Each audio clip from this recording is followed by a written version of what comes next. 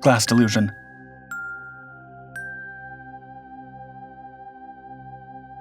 Throughout his reign between 1380 and 1422, King Charles VI of France experienced regular bouts of mental illness. During the worst episodes, he could not recall his own name or remember he was king. To manage his unpredictable behavior, such as running wildly through the corridors of his Parisian residence, court officials had to take extreme measures, including the construction of barriers to confine him. Remarkably, there was a period of 5 months where he refused to bathe or change his clothes. However, the most extraordinary aspect of his condition emerged when Charles became convinced he was made of glass. This belief was not metaphorical. He genuinely thought his body was composed of glass. For protection, he wore clothing reinforced with iron rods and avoided close contact with people, fearing he would shatter if touched. The glass delusion, as it came to be known, wasn't confined to Charles VI. It spread like a shadow over Europe's noble class, ensnaring minds with its peculiar terror. Its victims included figures such as Tchaikovsky, the illustrious Russian composer, who was tormented by fears of his neck shattering and head detaching while conducting. Elsewhere, a princess of Bavaria lived with the ghastly fear of a glass piano she believed she had swallowed, threatening to shatter within her. Even military leaders like Greek Lieutenant General Georgios Hatzianetsis succumbed to this delusion. He would be executed for his failures in battle, partly caused by a belief that he could not move because his legs were made of glass. Historians and psychologists have researched this phenomenon, linking the delusion to the era's social and cultural contexts. Glass, a symbol of luxury and fragility, was a fitting metaphor for the nobility's own fears of downfall. Further reflecting on this phenomenon, one professor of psychiatry noted, quote, "Throughout history, the inventive unconscious mind has pegged its delusions onto new materials and the technological advances of the age." This insight suggests that the glass delusion was more than a mere psychiatric anomaly. It was a reflection of the times, embodying the anxieties and insecurities of an era. The King's Evil and the Royal Touch. In the realm of ancient maladies, the treatments were often even more extraordinary than the diseases themselves. Such is the case with the King's Evil, a condition characterized by the emergence of black masses on the neck that plagued many during the Middle Ages. Initially painless, these growths could burst over time, leaving large infection-prone wounds behind. Symptoms often included fever and significant weight loss, painting a grim picture of suffering. Historically, the cause of the King's Evil was attributed to the coagulation of bad blood within certain body organs or an excessive buildup of phlegm. This diagnosis was rooted in the ancient theory of the four humors, a cornerstone of early medical thought, which posited that health was maintained by balancing certain fluids in the body. The belief that the King's Evil could be cured solely by the touch of royalty was prevalent in England and France. It was based on the conviction that royal family members were endowed with divine powers, allowing them to miraculously heal the afflicted through mere touch. Following this ritual, the healed person would receive a gold coin called an angel, which they would wear around their neck as a protective talisman against the disease for life. The King's Evil in particular helped to perpetuate belief in the royal touch due to the peculiar nature of the disease. Often it resolved on its own, without the need for medical intervention. This self-limiting aspect of the disease provided the perfect backdrop for the royal touch to earn its miraculous reputation. Numerous European monarchs participated in such healing ceremonies. For instance, it's recorded that King Henry IV of France cured over 1,500 individuals in this manner. The ritual of the royal touch began to wane in the 18th century as Enlightenment thinking challenged the foundations of monarchy and divine right, and as advances in medical science began to offer more effective treatments for diseases. The last recorded act of the royal touch in England was performed by Queen Anne in the early 18th century, marking the end of a practice that had endured for over a millennium. As for the King's Evil, modern medical science now identifies the condition as being most similar to scrofula, a type of tuberculosis affecting the lymph nodes in the neck. Today, the condition is treated with a year-long course of antibiotics. Notably, scrofula often affects individuals with compromised immune systems and experienced a resurgence during the 1980s among people with HIV and AIDS. Athenian Plague. In the year 430 BC, ancient Greece was a center of intellectual and cultural might, with its glory epitomized by the bustling city-state of Athens.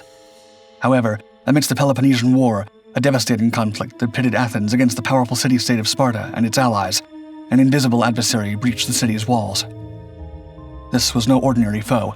It was a mysterious and deadly plague that brought the city to its knees, claiming up to 100,000 lives and ravaging more than a quarter of Athens' population. The Plague of Athens not only decimated its people, but irrevocably changed the course of the war, and with it, the history of the Western world. Amid this calamity, one man, Thucydides, a scholar and a rare survivor of the plague, chronicled the devastation with chilling precision. His accounts provide a window into the horror that unfolded, writing that people were, quote, all of a sudden attacked by violent heats in the head, redness and inflammation of the eyes. Throat and tongue quickly suffused with blood. Breath became unnatural and fetid. Sneezing and hoarseness, violent cough, vomiting, retching, violent convulsions, and breaking out in pustules and ulcers. The plague's entry into Athens is believed to have been through its bustling port, hidden within the holds of ships laden with food supplies. The societal impact was profound. Law and order faltered. Bodies piled up in the streets, and unsanitary conditions prevailed, leading to further spread of disease. Amidst this chaos, Pericles, Athens' esteemed leader, succumbed to the disease. His policies and management of the outbreak have been subjects of historical debate, with many attributing Athens' eventual defeat in the Peloponnesian War to his alleged mismanagement. The disease's wrath was not confined to Athens. It spread across the eastern Mediterranean, albeit with less catastrophic effects. Despite centuries of speculation and investigation, the true nature of the Athenian plague remains a mystery. Early theories pointed to typhoid, based on analyses of dental records, but discrepancies in symptom descriptions have led to doubts. Some historians have suggested Ebola as the cause of the plague, with Thucydides' detailed account of symptoms, including fever, hemorrhaging, and central nervous system effects, mirroring the clinical presentation of Ebola. Whatever the cause, the Plague of Athens, in its ruthless passage, altered the trajectory of the Peloponnesian War, ensuring Athens' downfall and shifting the balance of power in ancient Greece. Water elf disease. In the medieval British imagination, elves were far removed from the noble creatures of Tolkien's later tales.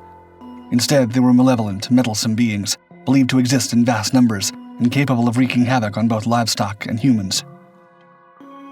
The discovery of Neolithic flint arrowheads in the fields where dead cattle were found was often attributed to these elves, deemed as evidence of their invisible assaults. This phenomenon, known as elf shot, was thought to cause acute, localized pains and be a precursor to the more dreaded water elf disease. So rampant was water elf disease that an Anglo-Saxon metrical charm was devised in order to treat it.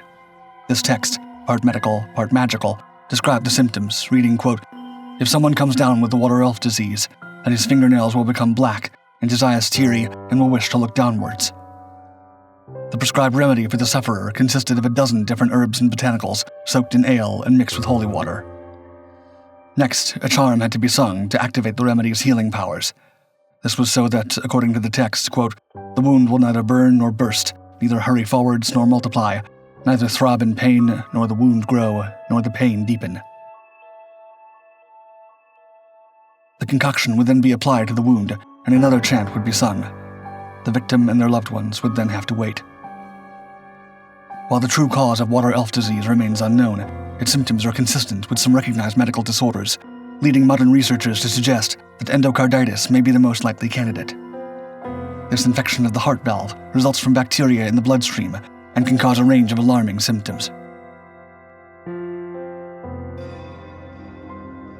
Kokkolistli. Overshadowed by European plagues like the Black Death, and forgotten amidst the more widely known smallpox and influenza, lies the mysterious Kokkolistli. This term, originating from the Nahuatl language spoken by the Aztecs, translates to pestilence or plague, and aptly describes one of the most devastating epidemics to sweep through the New World in the 16th century. The Kokkolistli epidemics, most notably those between 1545 to 48 and 1576 to 80, erupted with ferocity in the wake of Spanish conquest, exacerbating the demographic collapse, initiated by diseases such as smallpox and measles. What sets Kokkolistli apart is not just its devastating impact, decimating up to 80% of the native population in affected areas, but the mystery surrounding its cause. Unlike the well-documented pathogens of other historical pandemics, the agent of Kokkolistli has eluded definitive identification. its symptoms described in historical accounts: high fevers, headaches, vertigo, black tongue, dark urine, dysentery, and severe abdominal and chest pain, paint a picture of a terrifying disease, but offer few clues to its modern identification. Recent advancements in molecular biology and the analysis of ancient DNA have offered tantalizing glimpses into this historical puzzle. Researchers have extracted DNA from the teeth of victims buried in mass graves, aiming to identify the pathogen responsible. These studies have pointed towards Salmonella enterica, specifically the paratype EC strain, a bacterial pathogen capable of causing enteric fever, a condition not unlike the symptoms described in historical accounts of Kokolistli. However, the potential identification of Salmonella enterica as the catalyst behind Kokolistli does not conclusively unravel the mystery. Questions remain about how a bacterial infection could have caused such widespread and devastating outbreaks, especially given the limited transmission methods available at the time. Some scholars argue that environmental factors, such as the severe droughts of the 16th century, may have exacerbated the spread and lethality of the disease by creating conditions of scarcity, malnutrition, and weakened immunity among the indigenous populations.